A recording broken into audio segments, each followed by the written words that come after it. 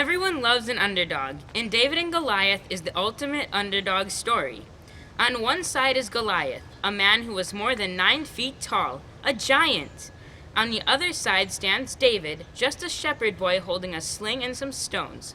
But why were the two fighting in the first place? Goliath's people, the Philistines, were the enemies of David's people, the Israelites.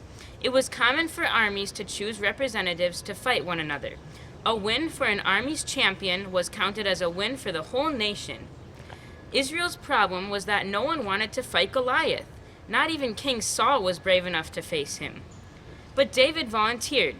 He was an unlikely hero. He was young, he was no fighter, and he went into battle with just a sling and 5 smooth stones. He had no armor but the breastplate of justice. Here's his story. We got power, yes we do. We got power, how about you? We've got power, yes we do. We've got power, how about you? We've got power, yes we do. We've got power, how about you? We've got power, yes we do. We've got power, how about you? We've got muscles, yes we do. We've got muscles, how about you? Okay, look, all this chanting is getting us nowhere. You want to conquer us, and we want to conquer you, right? Right. Well, I've got an idea. How about you choose a champion, and we'll choose a champion, and they can meet in the middle and battle it out. And no one else had to get hurt? Nope. What if our guy wins? Then we will be your servants. And if your guy wins? Then you'll be our servants. Yeah. Sounds reasonable to me. We've got a deal. Yes. Awesome.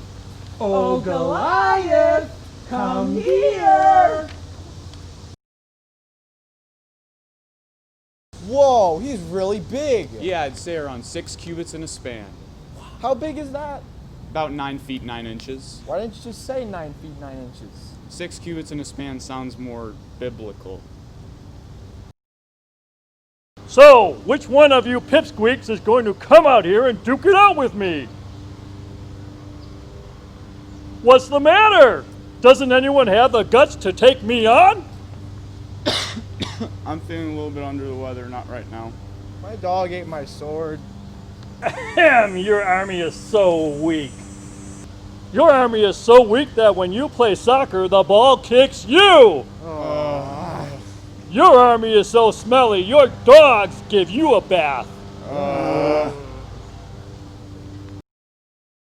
Hey Goliath, your bullying days are over. I will stand for my people. Ha! This is the best you can do, this puny little guy. Your warrior is so small. Hey Goliath, watch out! Huh? What? Wow, that was a good shot. How good was it, Goliath? That good.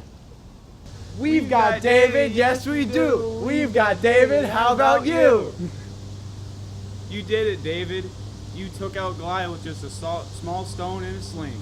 I won because I stood for justice, because I stood for God's way, and God was with me. Many people read the story of David and Goliath and think, see there, David stood up to Goliath. He bonked Goliath right on the head with a stone and saved the day, so we should always stand up to bullies. But often when someone smaller stands up to a bully, the smaller person gets clobbered. So, we have the bully Goliath. We have the ones being bullied, the Israelites, and we have someone who risked bodily harm to stand up to the bully, David. David wasn't alone at all. God was there showing us, as God so often does, the best way to handle the situation. God didn't stand against Goliath as much as God stood with David. Did you know that by simply standing with another person we can cut bullying in half? Isn't that amazing? We can cut bullying in half without throwing a single stone. It's not about who you stand against, it's about who you stand with. It's about what you stand for. So, are you willing to take a stand right now for what matters? Will you stand together for one another? Will you stand for justice?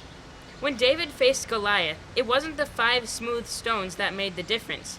It was God who was standing right there with David. Now I wonder if you can think of the names of all people who will stand with you through the good times and the bad. How about you remember them by writing each of their names on a stone, and write your name on a stone too.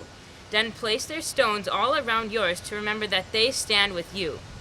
And what if you can't think of anyone? God will stand with you, Jesus will stand with you, and I will stand with you. There, that's already 3. You are not alone. No matter what challenges life brings, you are known and you are loved, and that is good news.